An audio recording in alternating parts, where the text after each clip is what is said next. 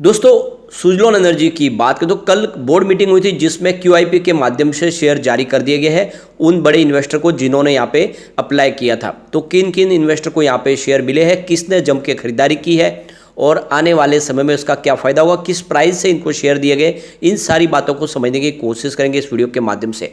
एक बड़ी good news और निकल के आ रही है जिसको इस वीडियो के माध्यम से समझेंगे। इसके अलावा अदानी ग्रुप का एक जो फैसला है वो सुजलॉन के लिए वरदान साबित हो सकता है। क्या है उसका मतलब समझने की कोशिश करेंगे। और काफ़ी लोग हैं जो सुजलॉन की प्राइस आने वाले समय में 1000 भी हो सकते हैं, उनको भरोसा नहीं हो रहा है। तो इस वीडियो के माध्यम से आपको एग्जाम्पल के साथ बताएंगे किस तरह से ये 1000 तक भी जा सकता है, उसको समझने की कोशिश आप कीजिए।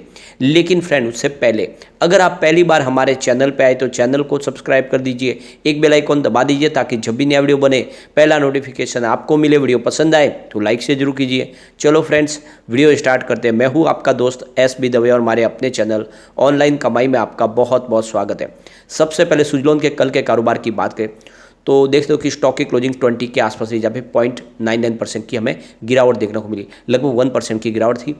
अब आप देख सकते हो कि इंट्राडे में 19.30 का इसने लो बनाया, लेकिन उसके बाद में काफ़ी अच्छी हमने एक क्लोजिंग अच्छी देखी है 20 के आसपास। अब कल देख दो कि कंपनी की बोर्ड मीटिंग हुई थी 14 अगस्त को।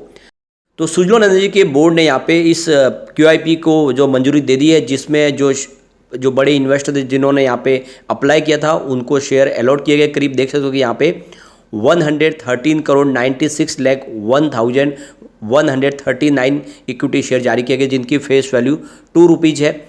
और जो देख दो एलिजिबल क्वालिफाइड इंस्टीट्यूशनल बायर्स है उनके लिए जो इशू प्राइस रखी थी 17.55 की, जिसके हिसाब से जो देख दो कि फेस वैल्यू 2 रुपीज़ की है, तो जो प्राइस है उसका प्रीमियम को निकाल के 15.55 के आसपास पर शेयर इक्विटी। और आप देख दो इसमें 0.89 का यहाँ पे इनको पर शेयर के हिसाब से देखें तो डिस्काउंट भी दिया गया है, क्योंकि जो प्राइस रखी गई थी 18.44 की कैलकुलेट की गई थी 9 अगस्त 2023 की प्राइस के हिसाब से यहाँ पे इनको शेयर जारी किए गए।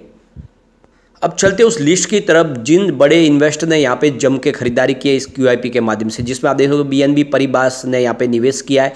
ये उनकी लिस्ट है जो उन्होंने 5% हिस्सेदारी की इक्विटी ली है। उसके बाद बीएनबी परिबास एडवर्टाइज की यहाँ पे हिस्सेदारी है, और बंधन म्यूचुअल फंड ने यहाँ पे एक काफ़ी अच्छी होल्डिंग ली है। इसके अलावा बंधन म्यूचुअल फंड, बंधन हाइब्रिड इक्विटी ने यहाँ पे होल्डिंग ली है। बंधन म्यूचुअल फंड की बंधन मिड कैप फंड ने, इसके अलावा बंधन म्यूचुअल फंड बंधन मल्टी कैप फंड ने, इसके अलावा बंधन स्टर्लिंग वैल्यूड ने, बंधन टैक्स एडवांटेज एल्स फंड ने, इसके अलावा बंधन बैलेंस एडवांटेज ने, बंधन इमर्जिंग बिजनेस फंड है, बंधन फ्लैक्सी कैप फंड है। तो ये बंधन बैंक के जो बहुत सारे अलग अलग म्यूचुअल फंड है जिन्होंने बहुत सारी खरीदारी की है। इसके अलावा देखें तो Goldman Sachs India equity portfolio ने भी यहाँ पे निवेश किया है। एचडीएफसी मल्टी कैप फंड ने, इसके अलावा देखें तो HDFC large and mid cap fund ने, इसके अलावा Invesco India flexi cap fund है। इसके अलावा इसमें देख दो कि Invesco India mid cap fund, Invesco India growth opportunities, Invesco India यहाँ पे infrastructure fund, Invesco India Contra fund, Invesco India tax plan. इसके अलावा देखें तो यहाँ पे आपको मैक्स लाइफ इंश्योरेंस की तरफ से भी देख दो डायनामिक अपॉर्चुनिटी फंड ने यहाँ पे निवेश किया है। इसके अलावा मैक्स लाइफ इंश्योरेंस का ही यहाँ पे देख दो कि अब यहाँ पे एसी ग्रोथ फंड ने भी यहाँ पे इन्वेस्टमेंट किया है। मैक्स लाइफ इंश्योरेंस का ग्रोथ सुपर एफडी ने, इसके अलावा मैक्स लाइफ इंश्योरेंस की कंपनी है जिसका हाई ग्रोथ फंड, और मैक्स लाइफ इंश्योरेंस की ही पेंशन ग्रोथ फंड। तो इस तरह से ये जो बड़े बड़े म्यूचुअल फंड है जिन्होंने बहुत सारी खरीदारी की, जिसमें स्पेशली देखें तो बंधन बैंक ने बहुत सारा निवेश किया है। और आपको ये भी पता होगा कि मार्केट से भी उन्होंने बहुत सारे शेयर उठाए। पहले से ही देखें तो बंधन बैंक का बहुत भारी निवेश है सुजलॉन में, और अब इस देखो क्यूआईपी के माध्यम से भी बंधन बैंक ने बहुत सारा निवेश किया अलग अलग म्यूचुअल फंड के माध्यम से।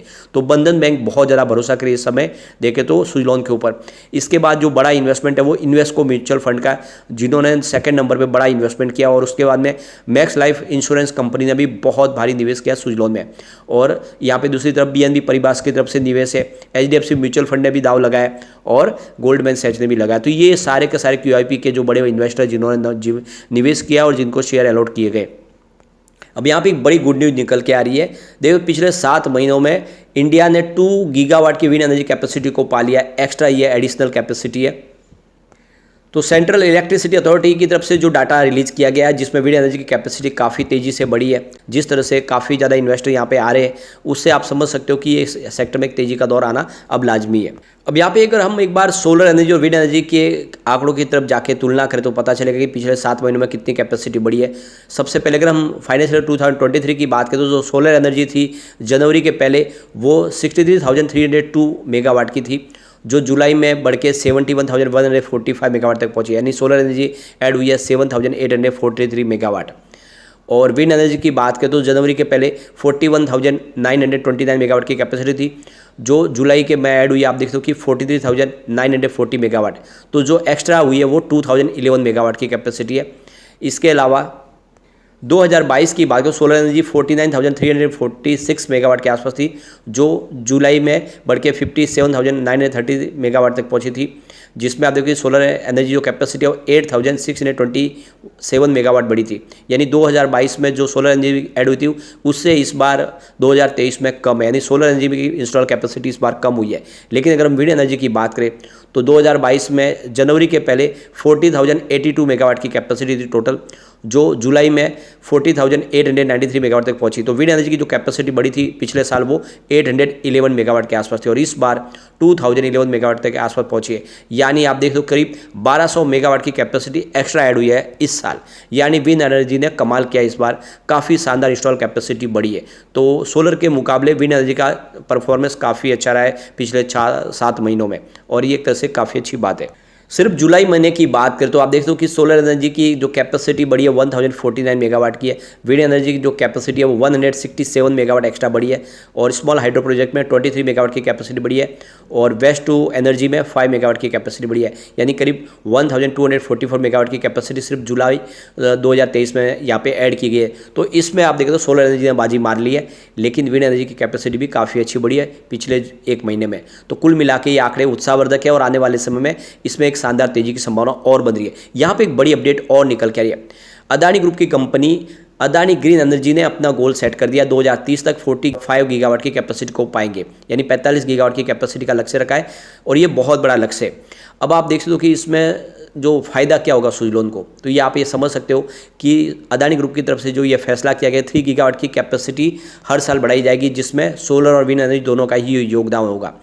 और जो विंड एनर्जी की कैपेसिटी के लिए जो विंड टर्बाइन बनाने का काम है वो ऑलरेडी पहले भी अदानी ग्रीन एनर्जी ने यहाँ पे सुजलॉन को ही सौंपा है। देख सकते हो कि आप 48.3 मेगावाट के विंड एनर्जी प्रोजेक्ट के लिए अदानी ग्रीन के लिए विंड टर्बाइन बनाने का काम है वो सुजलॉन एनर्जी पूरा करेगी। तो ये आप देख सकते हो कि ऑलरेडी 2023 का जो ये प्रोजेक्ट है ये कंप्लीट होगा कच्छ गुजरात में। ये विंड एनर्जी का जो प्रोजेक्ट है ये अदानी के लिए जो सुजलॉन कंप्लीट करेगी। तो इससे ये बात क्लियरली समझ में आ रही है कि जो सुजलॉन एनर्जी है विंड टर्बाइन बनाने का काम अदानी ग्रीन एनर्जी के लिए करेगी, क्योंकि ऑलरेडी पहले भी प्रोजेक्ट मिले उनको। तो ये जिस तरह से लगातार प्रोजेक्ट आगे आएंगे उसका फ़ायदा सुजलॉन को मिलेगा, और ये बहुत अच्छा मौका है इस समय सुजलॉन के लिए। जिस तरह से बड़े बड़े इन्वेस्टर आ रहे हैं सुजलॉन उनके लिए सारी सर्विस प्रोवाइड कर सकती है। अब काफ़ी लोगों के मन में ये सवाल निकल के आते हैं कि क्या आने वाले समय में सुजलॉन 1000 हो सकता है। तो लोग कहते हैं कि अगर ये 1000 हो जाएगा तो इसका मार्केट कैप तो रिलायंस को भी क्रॉस कर जाएगा, और इसीलिए बहुत सारे लोग अभी भ्रमित होते हैं। इसके लिए हम एग्जाम्पल एक लेंगे रेमेडियम लाइफ केयर का। स्टॉक की प्राइस है 1647 की करंट प्राइस है, 13 रुपये इसका 52 वीक का लो है, और हाई देख सकते हो कि 1796 का है। यानी आप देख सकते हो कि 13 रुपये का स्टॉक 1800 तक पहुँच गया और बहुत तेज़ी से बढ़ा है। आप देखो 1 अप्रैल 2021 को मात्र 15 रुपये के आसपास था, 2 साल में स्टॉक 1600 को पार कर गया। 15 रुपये का छोटा सा पेनी स्टॉक लगातार दौड़ा। सिर्फ अगर हम बात करें इसके 1 ईयर के रिटर्न की तो 49 के आसपास स्टॉक था और अब 1600 के आसपास है। 6 मंथ की अगर बात भी करें तो 77 का जो स्टॉक था वो 1600 के आसपास है। यानी एक तरफा दौड़ा है, बहुत ज़बरदस्त दौड़ा है। अब 15-16 रुपये का स्टॉक है कि 1700 तक पहुंच गया। तो अब इसका मार्केट कैप अगर आप देखेंगे तो ये सिर्फ 1660 करोड़ का मार्केट कैप है। 1660 करोड़ का मार्केट कैप वाली कंपनी जिसकी प्राइस 1600-1700 के आसपास है। ऐसे पेनी स्टॉक के अंदर आपको कंपेयर करना ही नहीं है लार्ज कैप कंपनियों से, मार्केट कैप से, उससे कोई लेना देना नहीं है। 1600 करोड़ के मार्केट कैप वाली कंपनी की प्राइस ही 1700 के ऊपर है। तो ये आप समझ लीजिए इसका मार्केट कैप से कोई लेना देना नहीं है। पेनी स्टॉक ऐसे ही दौड़ते हैं, और ये एग्जांपल आपके सामने कि साल 2 साल में ही लोगों की रकम कई गुना बढ़ गई। यानी जो स्टॉक 15-20 रुपये के आसपास था वो 1700 के आसपास है। अब इस कंपनी ने 9:5 के रेशियो में बोनस का ऐलान किया है और 1:2 के रेशियो में स्प्लिट का भी ऐलान किया है। और आप देख सकते हो कि अगर आप इसके बारे में पूरी जानकारी आपको चाहिए तो ऑलरेडी इससे पहले हमने वीडियो बनाया, वहाँ पे जाके आप देख सकते हो, कंपनी के बारे में जानकारी आपको मिल जाएगी और कब तक इसकी स्प्लिट और बोनस की एक्स डेट है वो भी आपको पता चल जाएगी।